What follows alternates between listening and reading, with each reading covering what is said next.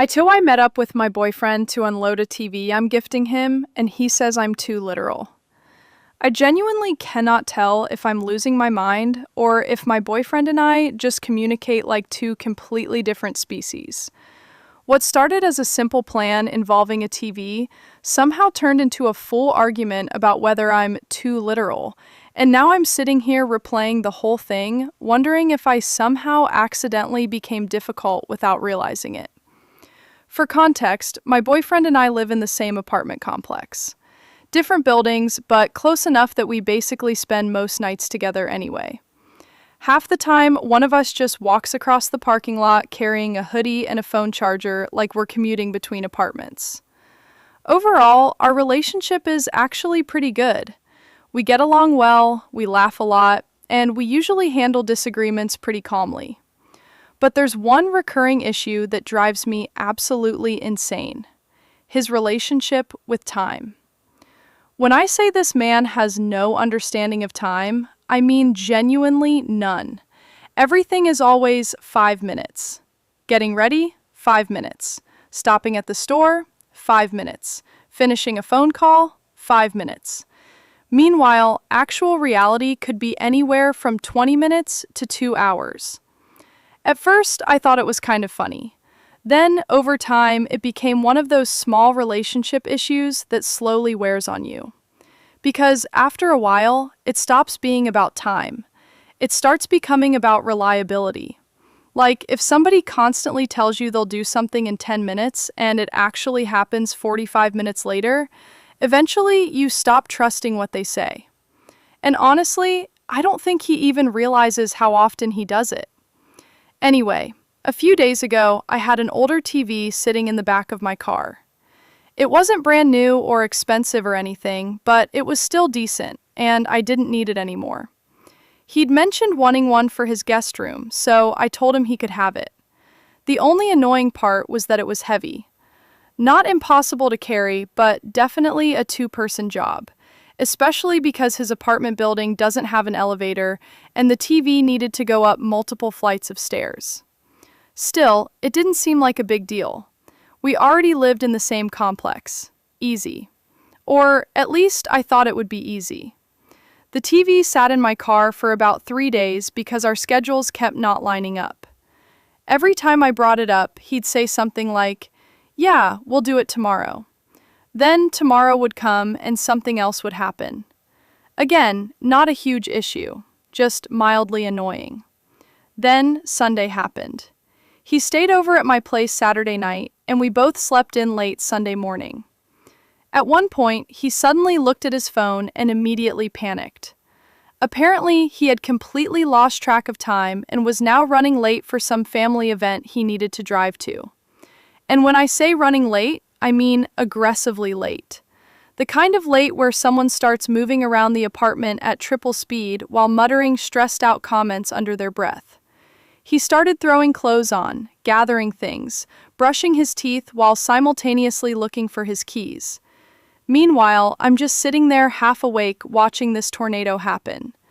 Then he says, "Okay, let me go shower at my place real quick. I'll be like 10 minutes. You can pull the car up with the TV." That sounded straightforward to me, very straightforward. In my mind, we had just made a simple verbal plan. He would go to his apartment, shower quickly. I would bring the car over. We'd carry the TV upstairs together. Then he'd leave for his family thing. Easy. So I got dressed slowly, grabbed my book, and drove over to his building. And because I know him and his 10 minutes are never actually 10 minutes, I intentionally didn't rush. I took my time. I think I got there around 15 or maybe 20 minutes later, which, honestly, already felt generous. When I pulled up, his car was still there. Not surprising. I parked nearby and figured he'd come down soon. It was hot outside, so I stayed in the car with the air conditioning running and started reading my book. At first, I genuinely didn't care. I was relaxed. I had nowhere else to be. But then 20 minutes passed. Then 30. And at that point, I started getting annoyed. Not furious, just irritated in that very specific way where you realize somebody once again treated your time like it doesn't really matter. I kept glancing up from my book, expecting to see him walk out of the building. Nothing. No text, no update, no, hey, sorry running behind, nothing. Finally, I sent him a playful text. At least it started playful. I wrote, "Hey, what does 10 minutes mean in your world? Got an ETA?" Honestly, I expected some goofy response. Something like, "Haha, sorry, almost done." Instead, he replied, "I'm getting in my car." The second I read that message, my irritation instantly spiked. Because I was literally parked near his car, and he was absolutely not getting into it. I could physically see that he was not getting into it, which immediately made me think, wait, does he think I'm not here? And then a second realization hit me. If he thinks I'm not here, is he just planning on leaving? Like, is this man about to drive off to his family event while I'm sitting outside his building with a heavy TV we specifically agreed to move together? So I texted back something like, "I've literally been sitting here waiting with the TV." And somehow that completely set him off. Suddenly he was annoyed with me. Not mildly annoyed, actually irritated. He immediately responded, "Why didn't you tell me you were here?" That confused me so badly, I honestly stared at my phone for a second, trying to process what he meant. Because, what? In my head, I had already told him, verbally, when we made the plan. He said, "Pull the car up with the TV," which I did. Why would I additionally need to announce here like I was arriving for a dentist appointment? Especially because his instruction already implied I was coming. So I replied, "I thought we already had a plan." And that's when the argument really started. He started insisting I took his words too literally. Apparently, when he said, "Pull up, I'll be 10 minutes," what he actually meant was apparently something closer to, "Eventually come over at some unspecified time and then notify me of your exact arrival status so I can decide what's happening from there." Which honestly sounded insane to me. I told him that if the plan had changed, then he was the one who should have communicated that. Like, if he suddenly realized he didn't have time to move the TV anymore, all he had to do was text, "Hey, sorry, can't do it today." Or, "Hey, where are you parked?" Or literally anything. Instead, he somehow acted like the communication breakdown was entirely my fault because I didn't send a separate "I'm here" message. At this point, he finally came outside. And honestly, the energy between us immediately felt weird. Not explosive, but tense. That quiet relationship tension where both people think they're obviously correct. He walked over to the car looking frustrated, while I sat there trying not to get more annoyed. And the whole interaction instantly became awkward. The TV suddenly felt symbolic of something much bigger than a TV. Which sounds ridiculous, but I think anyone in a long-term relationship understands what I mean. Sometimes small situations become arguments because they connect to larger patterns, and this absolutely felt like one of those moments. Because, from my perspective, this wasn't just about texting "here." It was about constantly adjusting my expectations around somebody who never means exactly what they say. If he says 10 minutes, I automatically mentally convert it into 30. If he says he's leaving soon, I know he probably hasn't even found his keys yet. If he says we'll do something tomorrow, I know there's a decent chance tomorrow won't happen. And over time, that becomes exhausting. Not because every single incident is catastrophic, but because small frustrations stack. And eventually, you start feeling like the more responsible partner by default. Anyway, we started carrying the TV upstairs, and somehow even that became tense. The whole time, I kept replaying the argument in my head, because genuinely, I could not understand his logic. If two people verbally agree on a plan, why would one person need to reconfirm the exact same plan 30 minutes later?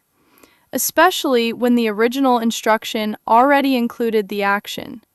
To me, saying, pull the car up with the TV, already inherently means I will be expecting you shortly with the TV. Apparently not.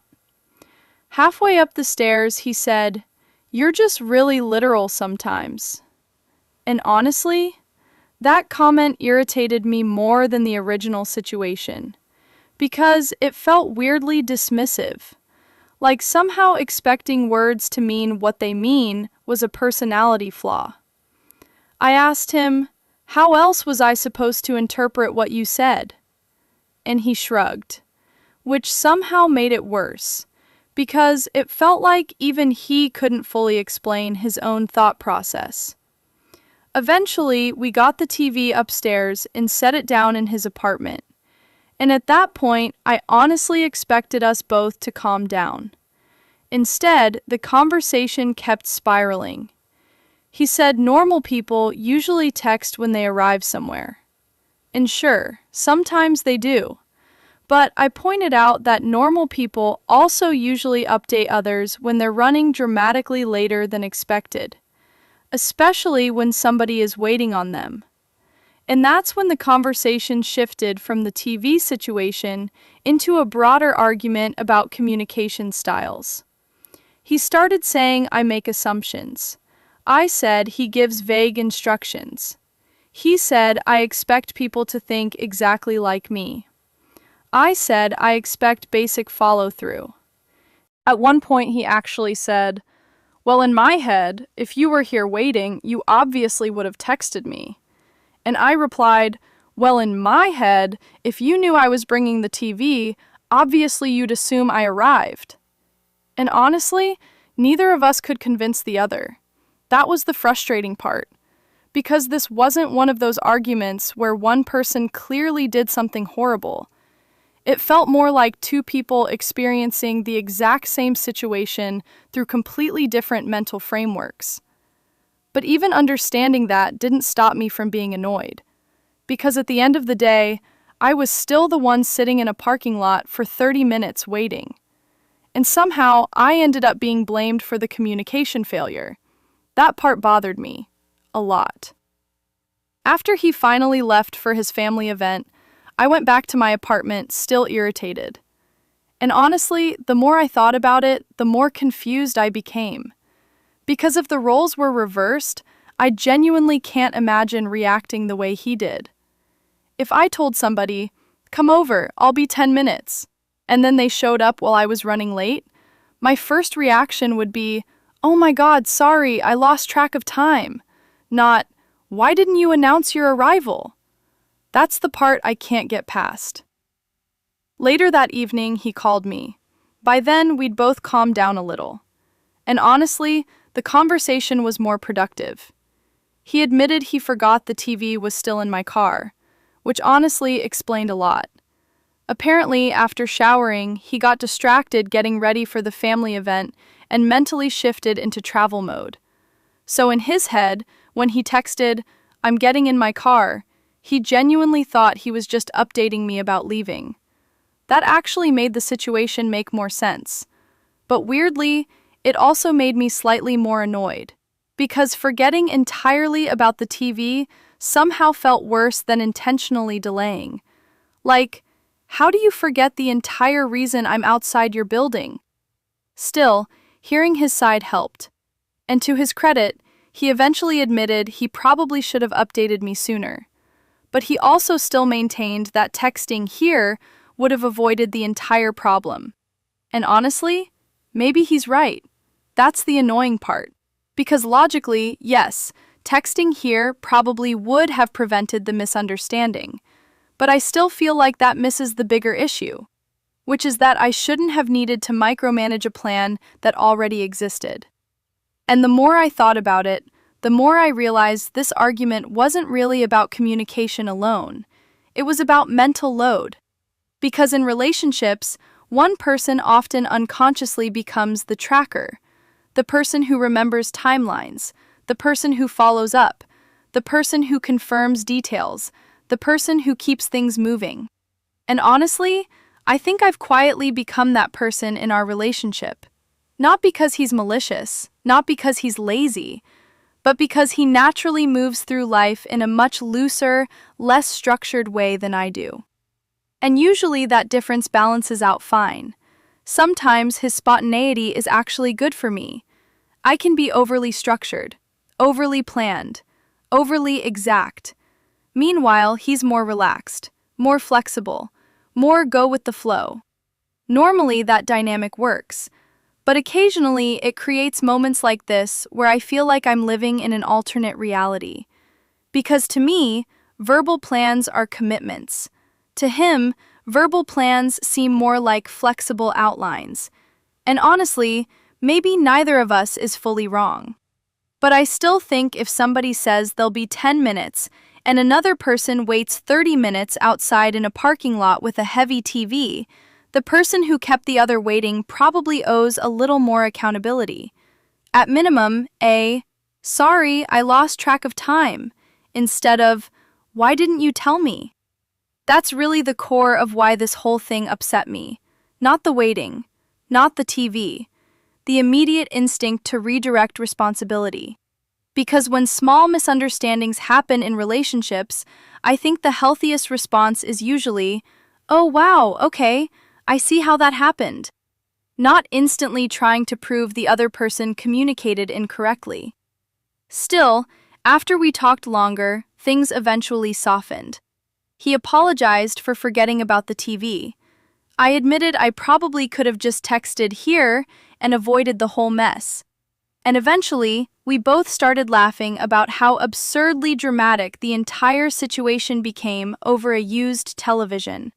But honestly, part of me is still curious what other people think, because I genuinely cannot tell whether I'm actually too literal or whether expecting people to mean what they say is a completely reasonable expectation.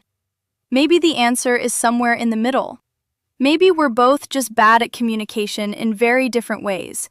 Or maybe this is just one of those weird couple arguments that sounds unbelievably stupid from the outside, but somehow feels massive in the moment.